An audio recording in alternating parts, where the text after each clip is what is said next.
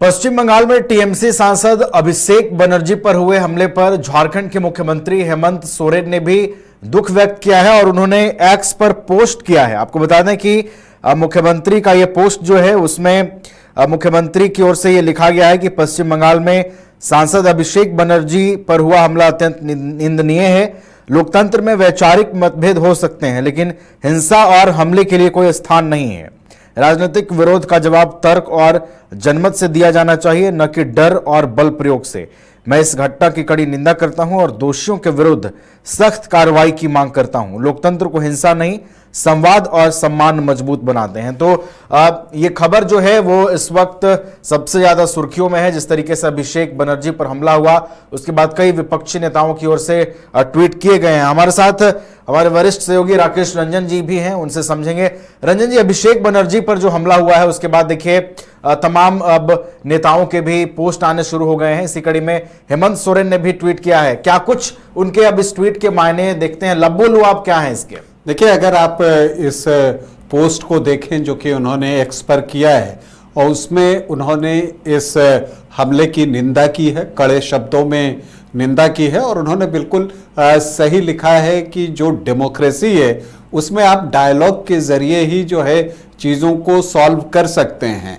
अब आइडियोलॉजिकल जो डिफरेंसेस होते हैं वो तो होते ही हैं वो पार्टियों के बीच में, इसीलिए तो अलग अलग पार्टियां हैं, लेकिन उसके लिए जनता है, उनको जिनकी आइडियोलॉजी पसंद आती है उनको वो वोट करती है, वो अपने विचार वोट के जरिए जो है वो दिखाते रहती है। तो एक तरह से आप देखें तो मुख्यमंत्री हेमंत सोरेन झारखंड के उन्होंने ये सारी चीजें जो है वो लिखी हैं, और बिल्कुल सही लिखा कि आप विरोधियों का जो सामना करते हैं तो वो तर्कों के आधार पर आप उनके तर्कों को काटें तो ये बेहतर होगा। तो मुख्यमंत्री हेमंत सोरेन ने ये बातें पोस्ट पर लिखी। जब विधानसभा का चुनाव हो रहा था तो तृणमूल कांग्रेस के प्रचार के लिए भी मुख्यमंत्री हेमंत सोरेन जो है वो बंगाल के कई क्षेत्रों में गए थे और वहां पर उन्होंने जो है चुनाव प्रचार किया था। देखिए नवीन, ये जो घटना है दक्षिण 24 परगना जिले के सोनारपुर इलाके में हुई थी, जब वहां पर अभिषेक बनर्जी जो है चुनाव बाद हिंसा से पीड़ित परिवार से मिलने गए थे, और वहां पर जो है ये हमला जो है वो हुआ, उन पर आक्रमण हुआ। और आप देखिए कि वहां पर वो हेलमेट पहनकर जो है वो निकले वहां पर। हालांकि पुलिस भी वहां पर कार्रवाई कर रही है। जो सूचना आखिर तक पहुंची है उसमें 5 से 6 लोग जो हैं उनकी गिरफ्तारी जो है हो चुकी है। 5 लोग संभवतः हैं जो कि गिरफ्तार कर लिए गए हैं, जो इस हमले में शामिल बताए जा रहे हैं। हालांकि सारी चीजें जो है वो क्लियर होंगी जब जांच पूरी हो जाएगी तब। चूंकि टीएमसी की तरफ से ये बात कही जा रही है, तृणमूल कांग्रेस की तरफ से, कि इसमें बीजेपी का हाथ है, और बीजेपी कह रही है कि जो गिरफ्तार हुए लोग हैं उनका संबंध कभी न कभी टीएमसी से ही था। तो इस तरह के राजनीतिक वाद विवाद भी वहां पर इस मुद्दे में देखने को मिल रहा है। लेकिन नवीन, मैं इससे थोड़ा इतर आगे बढ़कर अगर देखूं तो इस घटना के बाद जो कांग्रेस के वरिष्ठ नेता, सांसद, लोकसभा में विपक्ष के नेता राहुल गांधी ने भी ममता बनर्जी को, पूर्व मुख्यमंत्री को फोन किया, और उन्होंने कहा कि अगर ट्रीटमेंट के लिए जरूरी होगा तो उनको हैदराबाद भी लेकर आया जा सकता है। ये बातें खुद ममता बनर्जी ने कल रात जो है वो मीडिया में आकर कही थी।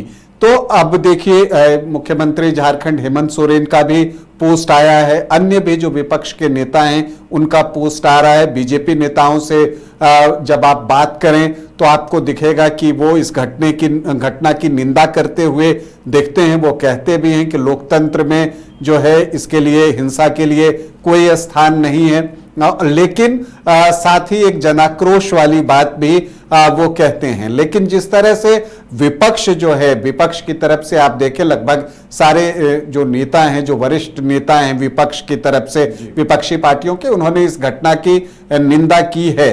अब इससे आप अगर इसको देखें तो एक चीज दिखता है कि ये एक वो घटना है जिससे जो एक इंडिया ब्लॉक में लोकसभा चुनाव के बाद बिखराव देखने को मिला था, वहां पर एका आप देख सकते हैं कि इससे जो गठबंधन है, इंडिया गठबंधन गठबंधन है वो जो है एकता उसके अंदर आ सकती है कि हाँ अब वक्त है कि सबको एक हो जाए। खास करके बंगाल चुनाव के परिणाम आने के बाद जो है ये चीजें जो है वो दिखती हैं। हालांकि बीजेपी जब इस मामले पर बोलती है तो वो घटना की निंदा करती है, ये बात भी है, साथ में जनाक्रोश की बात करती है और तृणमूल को पुराने हिंसा की याद भी दिलाती है कि कैसे जब बीजेपी के अध्यक्ष थे जेपी नड्डा और वो बंगाल गए थे और उन पर हमला हुआ था, कैलाश विजयवर्गीय और कई घटनाओं की चर्चा जो है वो करते आघाते नहीं। लेकिन सच तो ये है कि जब उस वक्त ये हुआ था जब जेपी नड्डा या अन्य किसी भी बीजेपी नेता पर जो हमला हुआ या अभी हुआ है, लोकतंत्र में इसकी कोई जगह है नहीं, ये बिल्कुल एक पक्की बात है। और मुख्यमंत्री हेमंत सोरेन ने बिल्कुल सही लिखा है कि हिंसा के लिए कोई जगह जो है वो डेमोक्रेसी में नहीं है। आप अपने तर्कों से बातों को सामने रखें, लॉजिकल वे में लेकर आएं और फिर जनता पर छोड़ दें। चूंकि यहां पर प्रजातंत्र है, जनता अपने मत से उसको जो सही लगता है उसको सही, जो गलत लगता है गलत, वो अपना फैसला सुना देती है जब वोटिंग का दिन आता है तब।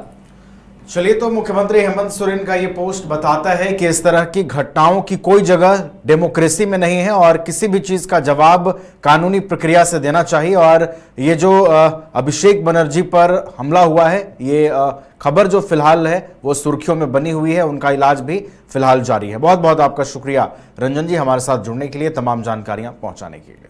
घर रहने का मकान भर नहीं, ये खुशियों की तिजोरी है। दरवाजे पर दस्तक देता पड़ोस, खिड़कियों से उमड़ आता आसमां, तारों में उलझी ऐसी ना जाने कितनी दास्तां। कहती हैं चले डायमंड सिटी, एक सफर हम सफर के साथ अपने घर तक।